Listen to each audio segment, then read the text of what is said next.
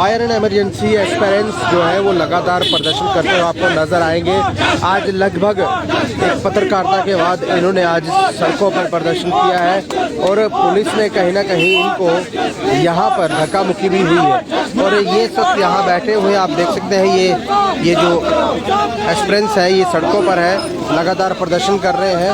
और मैं इनसे बात करूँगा, विकास से बात करूँगा। विकास, यहाँ मुझे ये बताएं, प्रदर्शन कर रहे थे, धक्का मुक्की हुई, पुलिस ने धक्के भी मारे हैं, आप चाहते क्या वो बताएं? सर देखिए, हमारी सीधी सीधी डिमांड है कि हम लोग जो है कितना वेट करेंगे। 2013 से ये भर्ती प्रक्रिया शुरू हुई है जिसमें हम लोगों ने जो है 3 बार यहाँ पे एग्जाम दिया, 2 बार फिजिकल दिया। हर बार यहाँ पे हम लोग एग्जाम देते जाते हैं और ये करप्शन पे करप्शन करे जाते हैं और हर बार हमें ही यहाँ पे जो है बताना पड़ता है सरकार को कि इसमें घोटाला है। 2020 में यहाँ पे स्पष्ट चर्रों में दिखाई देता है कि यहाँ पे 100% धांधली है। हर एक विटनेस हमने सामने लाया, पूरी धांधली प्रूफ कर दी हमने। उसके बाद जब हम गवर्नर साहब से मिलते हैं, उन्होंने सभी प्रूफ को देखते हुए कमेटी तो बना दी जिसका टाइम पीरियड था 1 मंथ का, जो कि कमेटी बनाई जाती है 12 दिसंबर को, जिसका टाइम पीरियड था 12 जनवरी तक का। लेकिन आज 1 महीने के बजाय 1 साल कंप्लीट होने को जा रहा है, लेकिन कमेटी अपनी रिपोर्ट सबमिट नहीं कर पा रही। हम जानना चाहते हैं किसको शील्ड किया जा रहा है, किससे बचा रही है सरकार इनको। मुझे ये समझ नहीं आता कि आज प्रशासन बड़े बड़े मंचों पर जाके एक ही बात करती है कि 30,000 नौकरी दी गई है। किसको दी गई है 30,000 नौकरी? सबकी तरफ तो करप्शन की भेंट है। और अगर हम बात करें आने वाले दिनों में सबकी तरफ से सिर्फ आश्वासन मिलते हैं। अगर भाजपा की तरफ से ले दीजिए कि हर बार हम जब भी उनसे मिलने गए, हमसे मिलने के लिए कोई नहीं आया। हम यहाँ पे हंगर स्ट्राइक पे 1 महीना लगातार बैठे रहे, लेकिन हमारा दुख दर्द किसी को समझ नहीं आता। 2023 भी खत्म होने जा रहा है, लास्ट मंथ है, 1 साल का टाइम मांगा था ना इस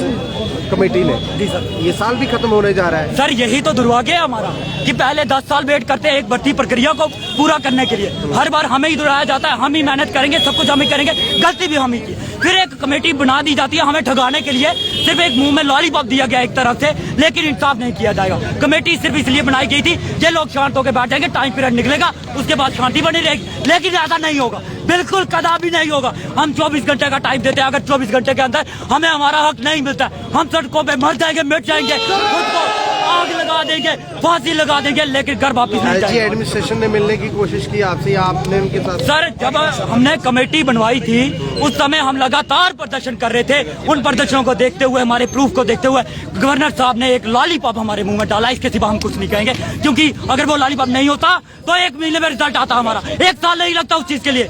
1 साल किस बात के लिए लग रहा है? किन लोगों को शील्ड किया जा रहा है? हर तरफ से यहाँ पे सामने दिखता है बीजेपी के बड़े से बड़े इंसान यहाँ पे, और तो और अभिनव साहब जो एडवोकेट है वो भी मानते हैं इसमें धांधली है। उन्होंने तो ना हमसे कोई पैसा लिया, ना कोई किसी तरह का जो है हमारे साथ उनका लेन देन है, लेकिन प्रूफ को देखते हुए, विटनेस को देखते हुए, इन फ्रंट ऑफ मीडिया खुद यहाँ पे विटनेस आ रहा है, इससे बड़ा प्रूफ क्या दे उनको, जो कि खुद चीख के यहाँ पे बोल रहा है। एफिडेविट उसने कोर्ट में जाके दिया हुआ है और उसके बावजूद सभी सिर्फ मानते हैं, लेकिन कोई भी प्रूफ नहीं करेगा, कोई भी सामने नहीं आएगा और ये नहीं बताएंगे कि इसमें धांधली है। क्यों? क्योंकि इनको पता है, क्योंकि वो लोग फंसेंगे जो कि इनके, जहाँ तक हमें सामने दिख रहा है कि जो कि इनके ऊपर जो है सबसे बड़ा प्रभाव उन्हीं लोगों का है जिन्होंने इसमें करप्शन की। आपको क्या लग रहा है कि यहाँ पर अगर एडमिनिस्ट्रेशन जिस तरह से पुलिस यहाँ पहुंची हुई है, पुलिस ने आपको रोकने की कोशिश? सर इसका भी जवाब हम आपको देते हैं कि देखिए, ईस्ट इंडिया कंपनी की बात करें अगर हम, उस समय भी यही था। इंडिया के लोग, भारत के लोग ये जानते थे कि यहाँ पे जो है गलत तरीके से इन पे अन्याय हो रहा है, लेकिन फिर भी वहाँ पे फोर्स आती थी, हमारे ही लोग हमारे ही खिलाफ होते। आज भी वही है, करप्शन हो रही है, आज इन लोगों को भी पता है, आज इनको भी पता है, पुलिस वालों को भी पता है, हर किसी को पता है, क्योंकि बच्चे को पता है इसमें घोटाला है। लेकिन उन चीजों को देखते हुए फिर भी ये उनको आगे कर देंगे और वो भी मजबूर है ऑर्डर फॉलो करने।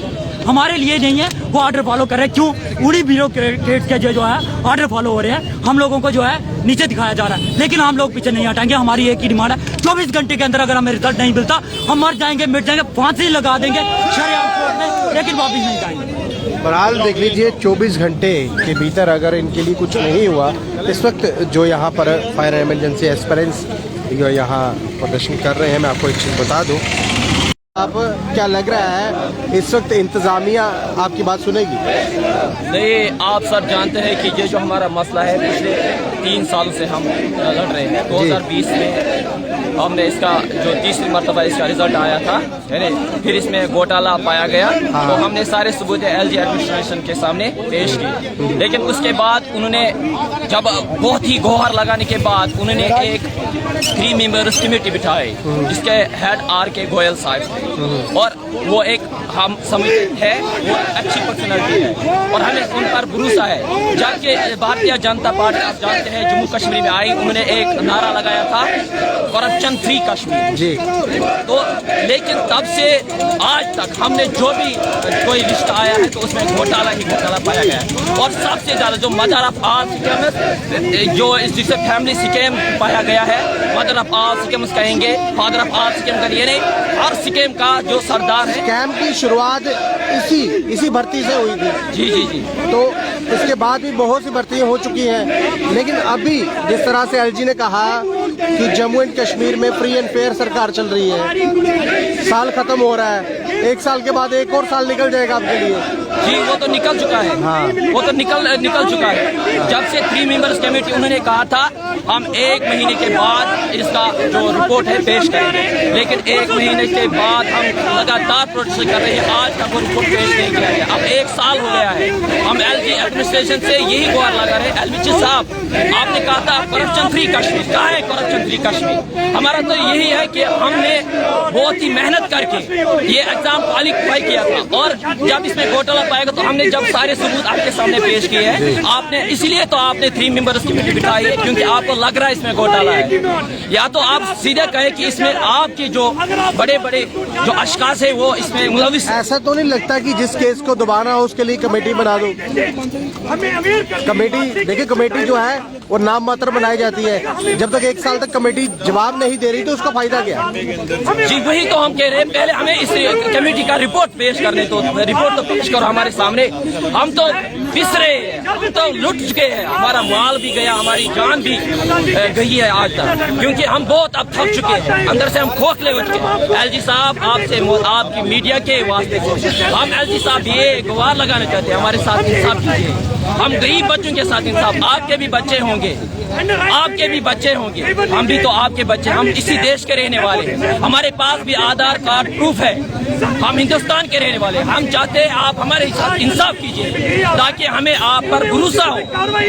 बस आप साहब से यही गुजारिश है हमारे साथ इंसाफ। बहरहाल देखिए, कहा यह गया था कि जम्मू कश्मीर के जो यूथ है उनको नौकरी दी जा रही है, लेकिन सड़कों पर बैठने के लिए ये लगातार वो